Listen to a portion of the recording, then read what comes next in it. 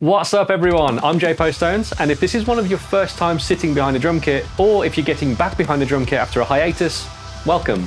Drums might just be the coolest instrument out there, and the best part is that drumming isn't just creative, it's physical too. It actually checks a lot of the boxes you'd find in a solid exercise routine. And the best piece of advice I can give to you at this early stage is this: have fun. Play what you enjoy playing and have fun exploring the things that bring you the most joy when you're behind the kit, because especially in this day and age, there's a lot of impressive drummers online.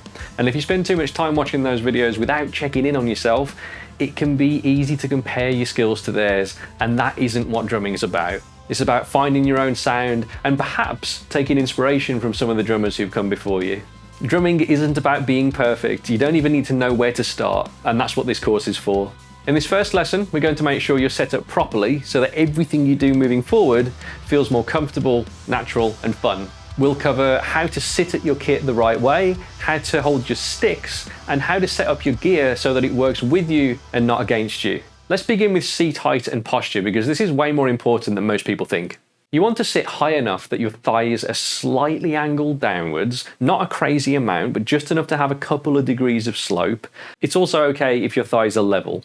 Your feet should fall down flat on the pedals, and you don't want to be reaching out too far. So a basic rule that I follow is that my shin has to be level and facing down straight. And you want to be able to comfortably roll up onto your tiptoes on the pedals. As for posture, you want to keep a straight back and try to relax your shoulders. And to do this, imagine that you're balancing a book on your head.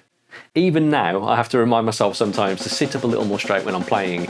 And whenever I do this, I can feel my playing get better. It centers the body and gives you a more solid core and foundation from which to play. So try to catch yourself every now and then if your drumming is feeling a little bit too difficult, and look at your posture first. If you're slouching, try sitting up straight and center yourself, and then try again.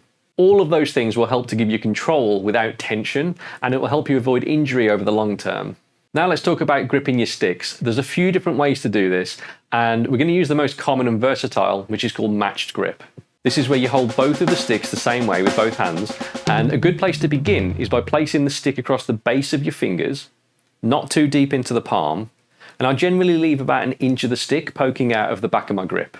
Your thumb rests lightly on the side of the stick, and we use this for control and a little bit of grip, and your index finger goes on the other side of your thumb and creates a point where the stick can pivot. This is called the fulcrum.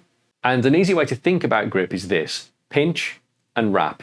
Your thumb and first finger do the guiding, and the rest of your fingers support. And the goal is to stay relaxed. You don't want to strangle the stick, just let the stick do the work. Practice dropping the stick onto a pad or a snare drum and letting it bounce naturally, because in drumming, that rebound and technique is your best friend. It helps return the stick to you so that you can spend your energy in better ways.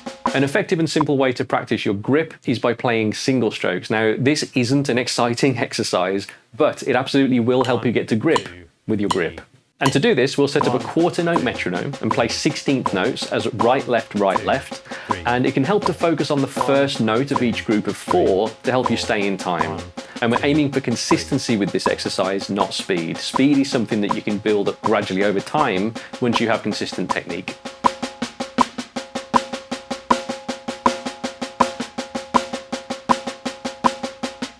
Next, let's talk about your kit layout and adjustments. Whether you've got an acoustic or electric kit, one of the keys to better drumming is making your kit as comfortable as possible. To do this, your snare should sit between your knees, and to begin with, try tilting it ever so slightly towards you. If you have one of those snare stands with a locking teeth mechanism, try moving it just one tooth towards you. My snare is raised up so that the rim of the drum sits just a little higher than my thighs, so that I can hit the snare and hit rim shots without hitting my leg. And believe me, this is something that I learned the hard way. I played a show a long time ago where my snare was a little bit too low, and the whole inside of my left leg was purple for a week afterward, because the butt of the stick, the end of the stick, was hitting the inside of my leg the whole time, so you don't want to do that. Typically, your hi-hat should be on your non-dominant side, so for me it's on my left, and it's raised about 10 inches above the snare drum. This isn't an exact science, this is just the spot where my right arm feels the most relaxed when I'm playing the hi-hat, and it allows me enough room to land loud snare drum accents when I'm playing cross-handed. Your crash cymbals want to be high enough to strike cleanly, but not so high that you're overreaching.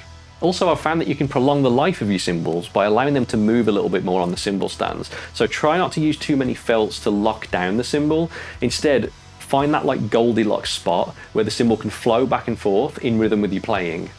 As for the toms, try angling these down slightly towards you, but not super steep. You want a clean stick contact, and having them slightly angled towards you can help with this. And I find it preferable to have the toms sitting about 2 to 3 inches higher than the rim at the back of my snare drum. With the floor tom, position it so that you're hitting the center of it wherever your right arm or your dominant arm most naturally falls. That's the best place to put it. Then for the ride, this is a personal choice, but I like having mine about 90 degrees to my right so that I can simply open up and play on the ride comfortably.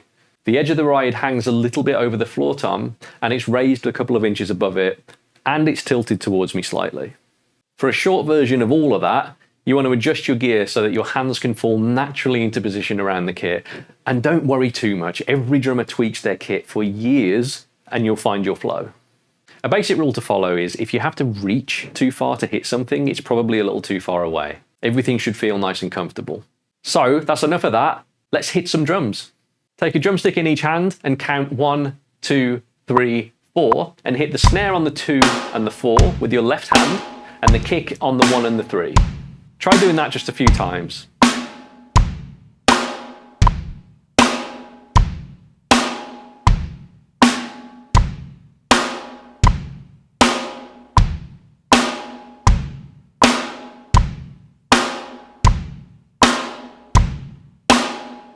Well done, you've officially started drumming. There's no backing tracks, no fills, no stress, just control and feel.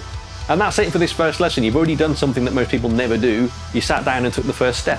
In the next lesson, we'll build on this by learning your first groove, and that's the thing that makes your drumming really feel like drumming.